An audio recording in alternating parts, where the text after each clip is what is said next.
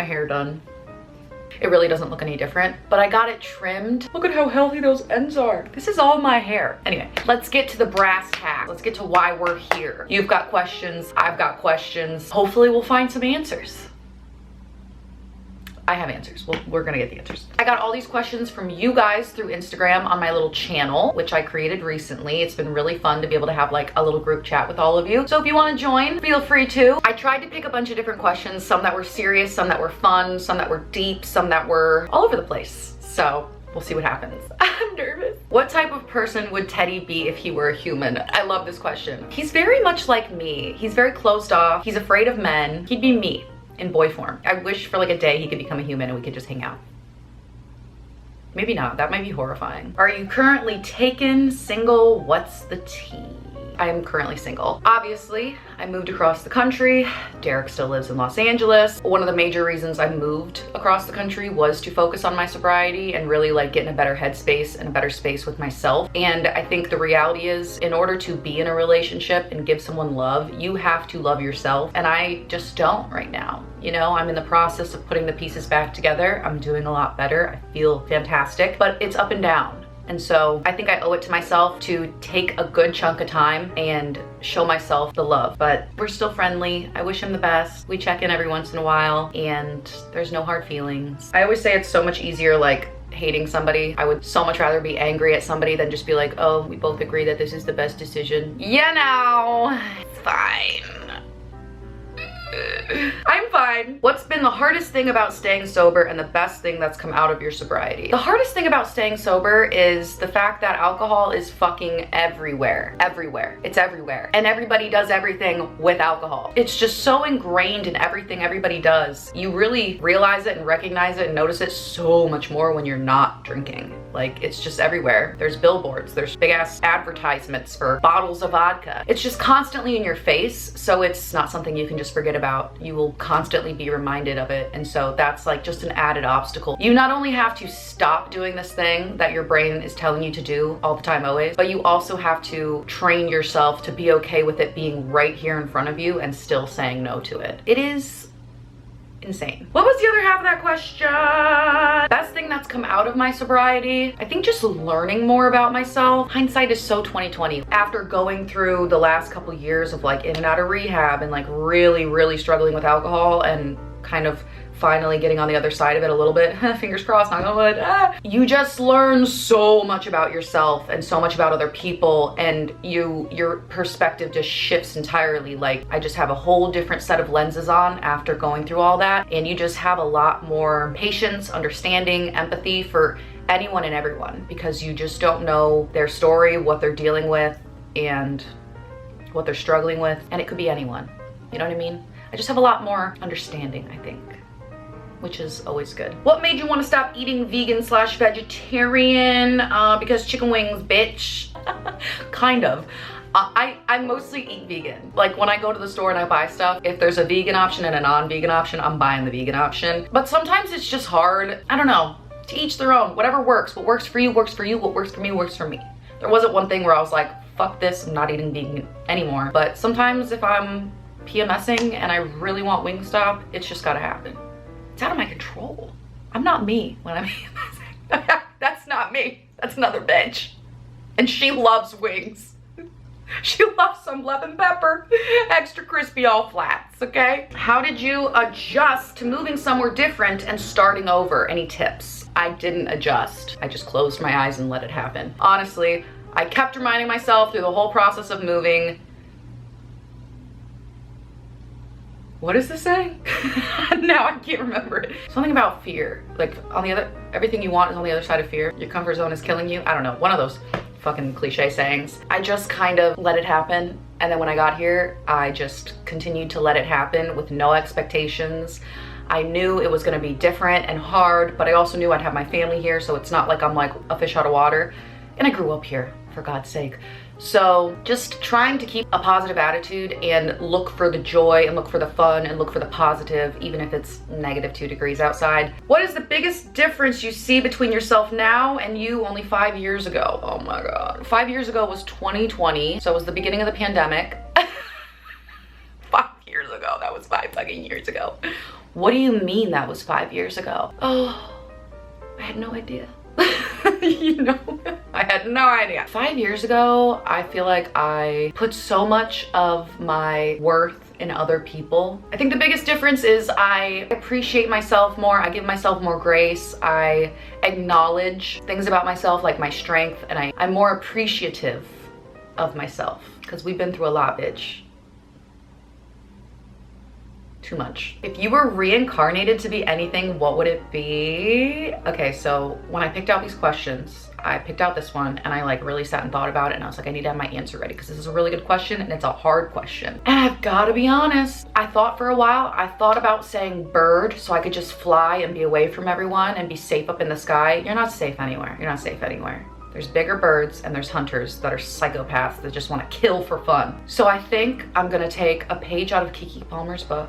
I believe it was Keke Palmer that said this. I want to be a rock. Let me come back as a rock. What is one thing you would want to bring back from the OG YouTuber era? My sanity, for one. Oh, that's never coming back. I think what made the OG YouTuber era so special is that nobody was doing it primarily for the money. Like, we didn't even know you could make money. AdSense had like just started. You got like $100 for every billion views or some shit like that. It was just fun. People were just being creative. It was about the community, making friends online, meeting up, meeting fans. It was just so genuine, and it's just not like that anymore, which is fine. It's just different, and I think I just miss the genuineness of it back in the day.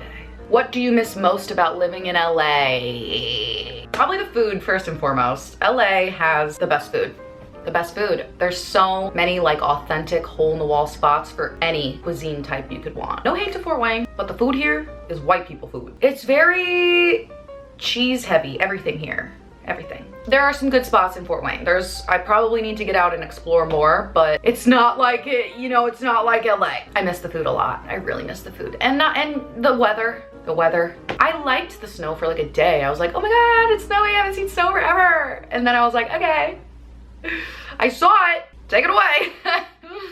Take it away. Is fame what you thought it was? It's so hard. It's so hard. It's so hard. Yeah, I wouldn't say, well, you know, in my heydays, when I was a young chap, when I was a young, what was I a young of? Chap? Is that what people say? A young, when I was a youngin' running around, I got a taste of fame. You know what I mean? When I was a little bit younger and I was at the peak of whatever the fuck I was doing, it was a lot. It was a lot, and I realized over the years that that's not what I want. Like, in that way. I don't want Hollywood, Los Angeles fame. I like our corner of the internet. I like what we got going on here. I feel safe here. How do you cope with anxiety? Part of getting sober is like you're feeling so much in the beginning because you've just numbed yourself with alcohol for so long that now you're actually feeling the feelings that you've been numbing. And I do get a lot of anxiety, and what really helps me is like as soon as I get the anxiety, I sit down and I'm like, out. This is gonna make me sound crazy. I talk to myself and I say, I'm allowed to be anxious. I'm feeling anxious right now. It's not always rational. It's not justified, but it's okay that I'm feeling it, and it's not gonna feel this way forever, and it'll pass. And then I just sit there and I think about why I'm feeling anxious. Think about worst case scenario. Is that really gonna happen? Probably not. And then I wait and it passes and I move on with my day. Most of the time. Other times I freak the fuck out. Call my mom, cry, I don't know. That wasn't helpful probably at all, huh? What has been the most eye-opening lesson / outlook you've learned in your life experience? I think, and this is gonna sound so simple and obvious to other people, but I learned this the hard way, and it was like one of those things that once you realize it, it just clicks and you're like, duh. The realization that just because somebody says something doesn't mean they mean it was so mind-blowing for me. Like, I feel like I went through probably 20 years of my life genuinely believing that if somebody said something, they mean it, and they would do what they said, or they would stick to their word. Because I was, for the most part, I would like to believe that I was. I mean, that's why I believed that other people were, because I was. Then having the realization that like anyone can just say anything and not mean it and not stay true to their word was like, what? So yeah.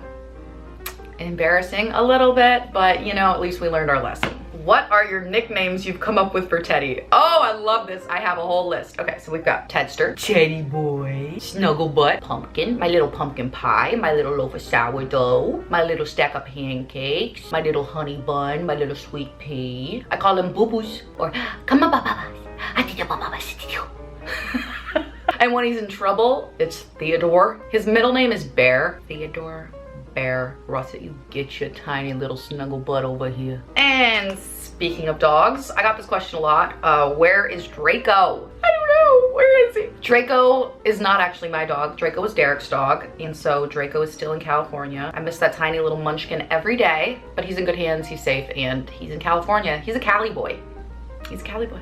What is one of your favorite art pieces you've made lately? I haven't really been painting lately, but as far as like creative, like something I've made, let me show you what my favorite is. I have been knitting my little butt off. These are all beanies that I knitted, and then there's more over here. I love doing these little color block ones. I think it's so fun. And if you're in that little Instagram group, I messaged in there and told everybody I was setting up an Etsy to sell like all the hyperfixation crafts that I go through. Remember when I was in my coaster era, I have a ton of coasters I want to put up there. You guys are crazy people, and you're already like buying a ton of them. It warms my heart. I'm also gonna be throwing up skateboards. I sold my first skateboard today. I cannot believe it. I've never sold a piece of original art before, so this is my first time selling a piece of original art. It was this bad boy, and I can't wait to package it up, put a little thank you note in there and everything. It's such a cool feeling that like somebody likes my art enough to purchase it. But anyway, yeah, that's been my little creative outlet for the last however many months. So I'll put the Etsy link in the bio. I'm gonna be adding stuff there all the time, like just whenever. Yeah. And if you're one of the people that bought something, thank you so much. I hope you like it. I hope you enjoy it. I hope it keeps your little head warm. How fun is that? Favorite tattoo, any new tattoos? I have some new tattoos in the works that I'm planning to get, but I don't want to tell you what they are yet. I'll show you when I get them. Favorite tattoo, I really like the butterfly effect domino one. I got that one in the very beginning. I like that one a lot. What is Teddy's story? Did you know much about him when you got him? No.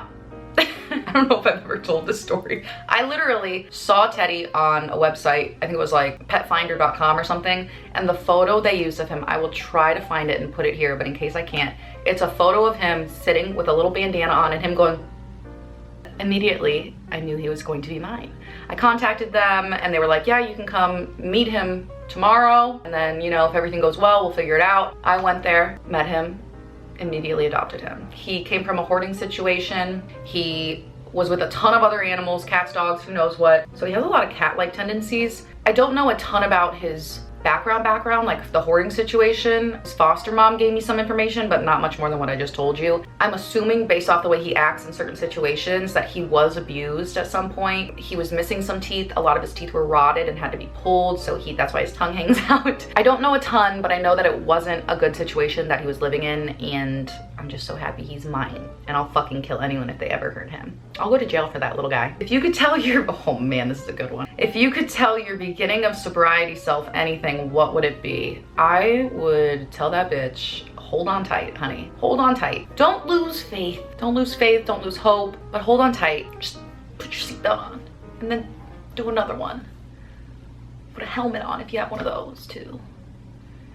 Protective glasses wouldn't hurt. Thoughts on dating in 2025? No.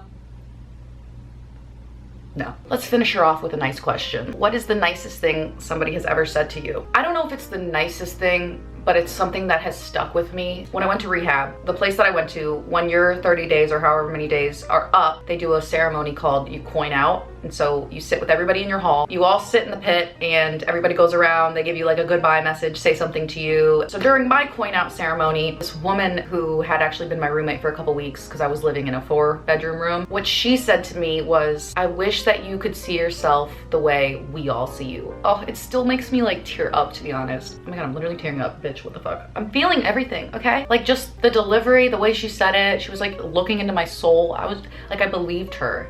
And it totally, like it did shift the way I look at myself. It was just so genuine and kind.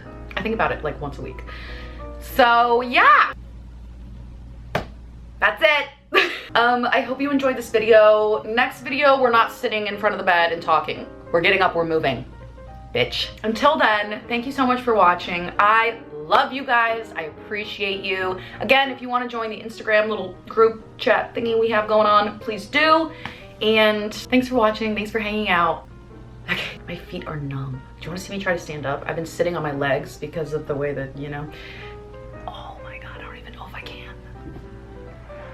Oh, I've never had my numbs go this leg before. I've never had my numbs go this leg before. Oh, I can't even feel it. That's so weird. Oh, I'm gonna get the craziest pins and needles. Oh my God, I cannot feel my legs. I can't feel my legs when I'm with you. All right. Oh, the pins and needles are coming. Okay, I gotta go. I love you. Bye.